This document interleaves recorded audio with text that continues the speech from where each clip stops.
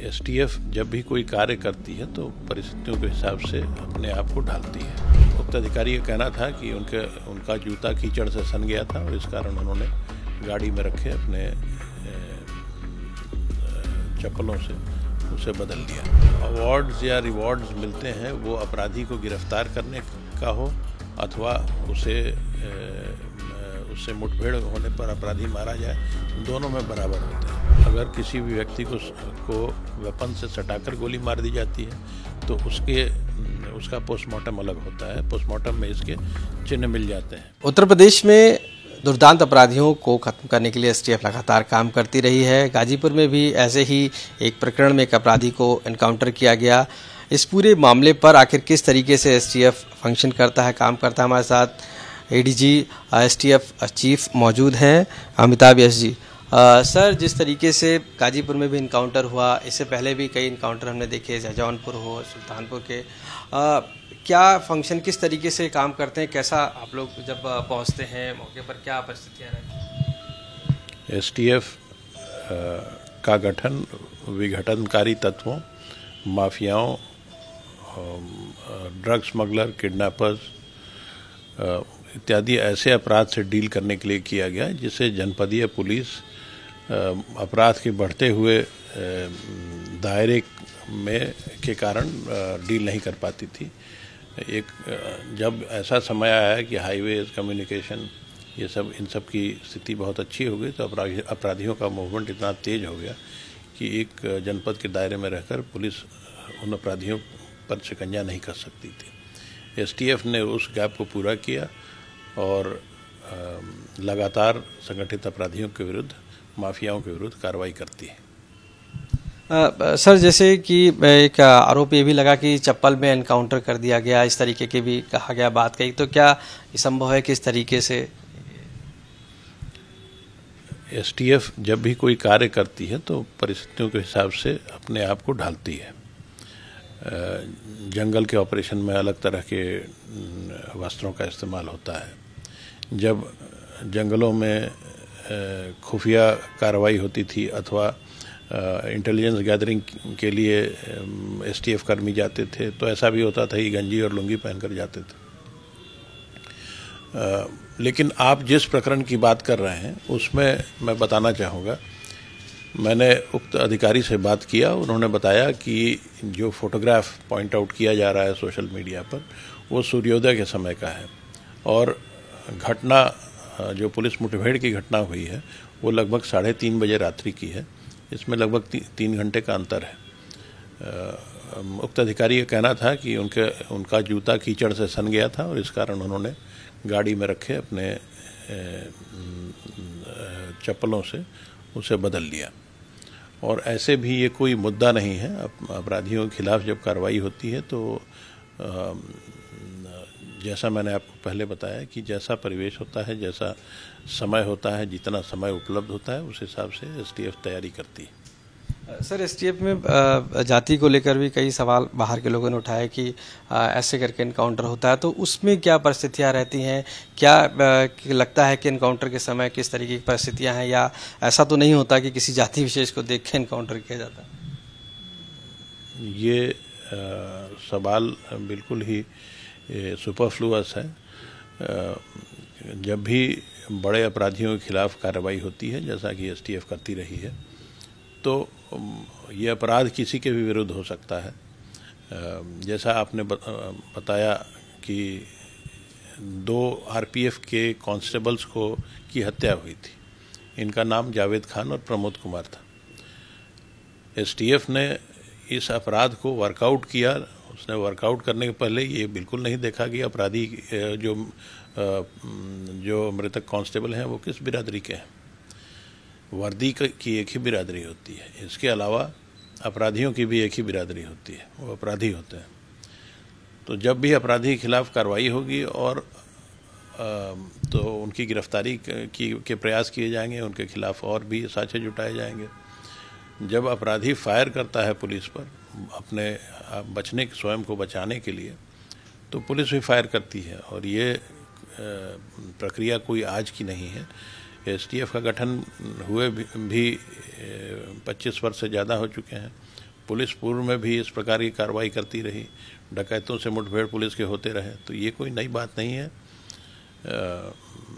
ये जरूर है कि एसटीएफ चूँकि बड़े अपराधियों के विरुद्ध कार्रवाई करती है तो एसटीएफ पर फायरिंग होने की संभावना ज़्यादा रहती है, और एसटीएफ उस हिसाब से तैयारी और ट्रेनिंग भी करती है, अपने आप को इक्विप भी करती है। अगर मैं इस घटना के बारे में अगर मैं डिस्कस करूं, इसमें इन 2 आरपीएफ के कांस्टेबल्स को बहुत ही ग्रूसम तरीके से, बहुत ही नृशंस तरीके से मारा गया था, और उनकी डेड बॉडीज़ की स्थिति ये थी कि मैं उनके फ़ोटोग्राफ भी शेयर नहीं कर सकता।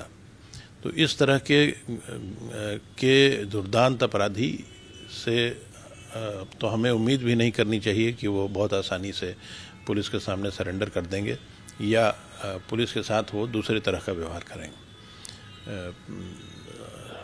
और इस बार चूँकि एक जॉइंट ऑपरेशन किया था गाजीपुर पुलिस और यूपी एसटीएफ ने, तो दोनों ने मिलकर अपराधी को गिरफ्तार करने की कोशिश की और वो मारा गया।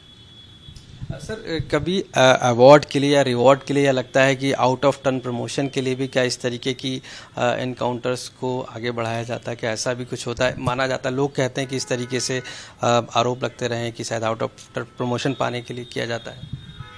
यूपी में आउट ऑफ टर्न प्रमोशन का नियम पिछले 8 वर्षों से नहीं है, तो किसी व्यक्ति को आउट ऑफ टर्न प्रमोशन नहीं मिलता। जो अवार्ड्स या रिवॉर्ड्स मिलते हैं वो अपराधी को गिरफ्तार करने का हो अथवा उससे मुठभेड़ होने पर अपराधी मारा जाए, दोनों में बराबर होते हैं।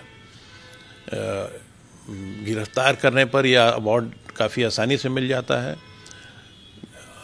अगर गिरफ्तार करने के क्रम में अपराधी की मृत्यु हो जाती है तो सभी जांचों के पूरे होने के उपरांत ही अवार्ड मिल सकता है। तो रिवॉर्ड जो है वो किसी तरह से इंसेंटिव नहीं है मुठभेड़ के लिए, क्योंकि मुठभेड़ होने पर और अपराधी के मारे जाने पर उस अवार्ड का मिलना काफ़ी समय के लिए स्थगित हो जाता है। जहाँ तक अन्य अवार्ड्स की बात है, उसके लिए बहुत ही लंबी स्क्रूटनी होती है हर एक केस की। वो तभी मिलते हैं जब सारे इंक्वायरी समाप्त हो जाती हैं, और उसके लिए कई कमिटीज़ बनी हैं जो रिकमेंड करती हैं, एक्सेप्ट करने के लिए अलग कमिटीज़ हैं। तो किसी भी स्तर पर कोई रिवॉर्ड इतनी आसानी से नहीं मिलता जितना जैसा आप प्रोजेक्ट कर रहे हैं, और बहुत ही कम ऐसे पुलिस एक्शन हैं जिसके लिए अवार्ड मिल पाते हैं, क्योंकि उन रिवॉर्ड्स की संख्या भी बहुत कम होती है। सर, उत्तर प्रदेश में एक सबसे बड़ा मंगेश यादव का इनकाउंटर था, वो काफ़ी चर्चा में आया, कई आरोप भी लगे उसमें और कई तरीके की बातें कही गई। बाद में भी कई परिवार के लोग भी कहते रहे कि पुलिस उठा ले गई और इनकाउंटर कर दिया। आखिर क्या फैक्ट्स थे, मतलब किस चीज़ को किया गया? क्योंकि बातें तो बहुत सारी थी, आरोप भी बहुत सारे थे। जो आरोप मुझे समझ में आए वो कुछ तो पॉलिटिकल स्तर पर लगे, उनका जवाब भी देना उचित नहीं है। लेकिन बाकी सभी जो भी फैक्ट्स हैं वो सभी पेपर पर है, यानी पुलिस के डॉक्यूमेंट्स में है। इन सारे फैक्ट्स को पुलिस अलग अलग इंक्वायरी एजेंसीज के सामने प्रस्तुत करती है, चाहे वो इन्वेस्टिगेशन हो, उसके बाद फिर इन्वेस्टिगेशन कोर्ट में सबमिट होता है और वहाँ भी उस पर बहस होती है, सारे फैक्ट्स प्रस्तुत किए जाते हैं। एक मजिस्ट्रियल इंक्वायरी होती है जहाँ पुलिस तो अपने फैक्ट्स प्रोड्यूस करती ही है, किसी भी व्यक्ति को उस मजिस्ट्रियल इंक्वायरी में जा कर के अपने साक्ष्य प्रस्तुत करने की स्वतंत्रता होती है। और साथ ही इसके बाद SHRC state human rights commission और NHRC से इन सारी डॉक्यूमेंट्स की स्क्रूटनी भी होती है। तो और आज तक पिछले 25-26 वर्षों में मैंने कभी नहीं देखा कि STF को इस प्रकार के कार्यों के लिए जो जैसा आप इंगित कर रहे हैं कि मुठभेड़ फर्जी है, कभी भी दोषी नहीं पाया गया है। तो STF बहुत ही प्रोफेशनल ऑर्गेनाइजेशन है और अपना काम प्रोफेशनल तरीके से करती है। जहाँ तक मुठभेड़ों का सवाल है, आप काफ़ी छोटे दायरे में पुलिस की कार्रवाई को देख रहे हैं। पुलिस ने बहुत सारे कार्य किए हैं जिससे अपराध में अंकुश लगा है। पिछले 1.25 साल में लगभग 50,000 प्रोसिक्यूशंस हुए हैं जब से यूपी पुलिस ने ऑपरेशन प्रोसिक्यूशन लॉन्च किया है। इसके अलावा ऑपरेशन त्रिनेत्र के तहत जन सहयोग से लाखों की संख्या में कैमरे लगाए गए हैं, जिसके कारण पब्लिक में सुरक्षा की भावना भी बढ़ी है और अपराध होने पर इन कैमरा के फीड से, इनके स्टोरेज से हम अपराधियों की फोटोग्राफ भी पा लेते हैं और उनके एक्शंस, उनके रेकी सभी के बारे में जानकारी मिल जाती है। इसके अलावा भी डायल 112 की रिस्पांस टाइम में काफ़ी कमी आई है। लगभग कोई भी व्यक्ति जब डिस्ट्रेस में होता है, वो अगर 112 को फ़ोन करता है तो एवरेज 10 मिनट में रिस्पांस व्हीकल पहुंच जाती है। शहरों में ये समय और भी कम है। 112 के जो टेक्नोलॉजीज़ हैं, उन सभी को हाल में ही अपग्रेड किया गया है और वो दुनिया की बेस्ट टेक्नोलॉजीज़ उसमें सम्मिलित हैं आज के दिन। इसके अलावा मिशन शक्ति लॉन्च किया गया, जहां सभी विभागों के समन्वय से महिला सुरक्षा को सुदृढ़ किया गया है और साथ ही महिलाओं के, बच्चों के विरुद्ध जो अपराध होते हैं उनके प्रोसिक्यूशन पर बहुत जोर दिया गया है।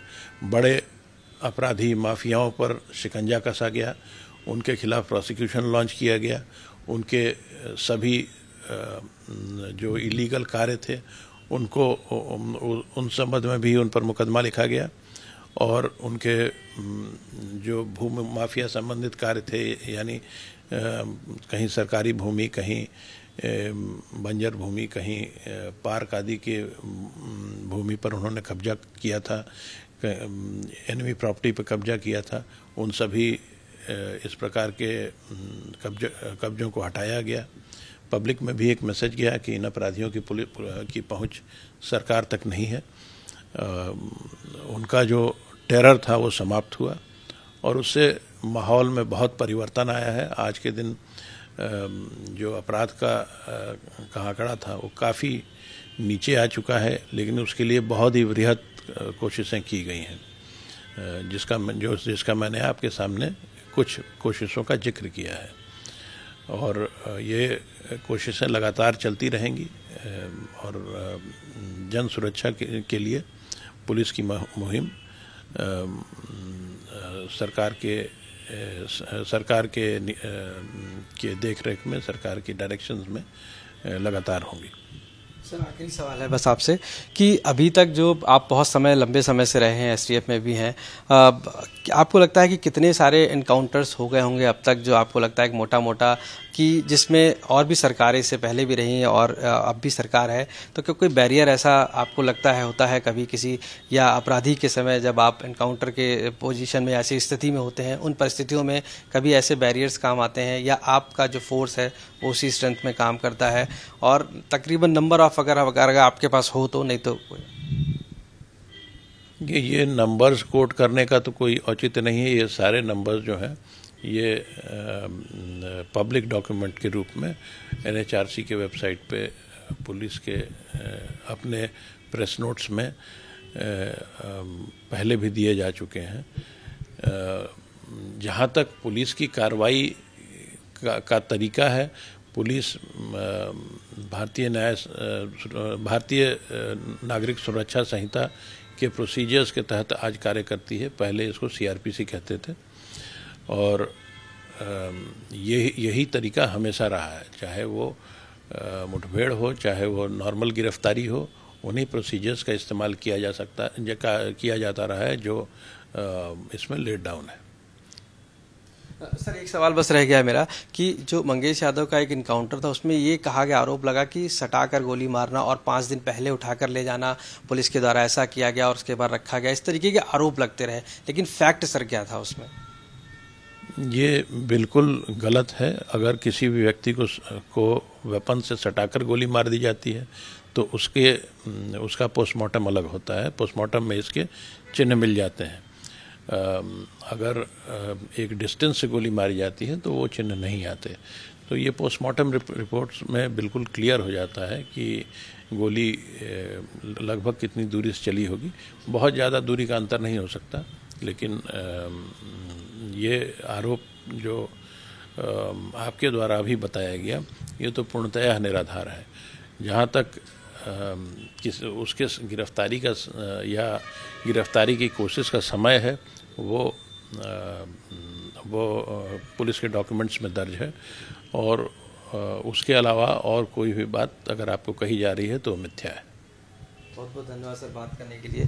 तो एसटीएफ चीफ हमारे साथ मौजूद है। साफ तौर पे कई मुद्दों पर उन्होंने खोलकर बात की और फैक्ट्स पे बात की कि आखिर किस तरीके से इनकाउंटर के लिए एसटीएफ काम करती है, और यहाँ तक दुर्दांत अपराधियों को खत्म करने के लिए वो कहीं ना कहीं वो भारतीय जो न्याय संहिता है यानी कि उसके तहत वो आगे बढ़ती है और कार्रवाइयाँ करती है। लखनऊ से कैमरा पर्सन गौरव गुप्ता के साथ आशीष श्रीवास्तव, आज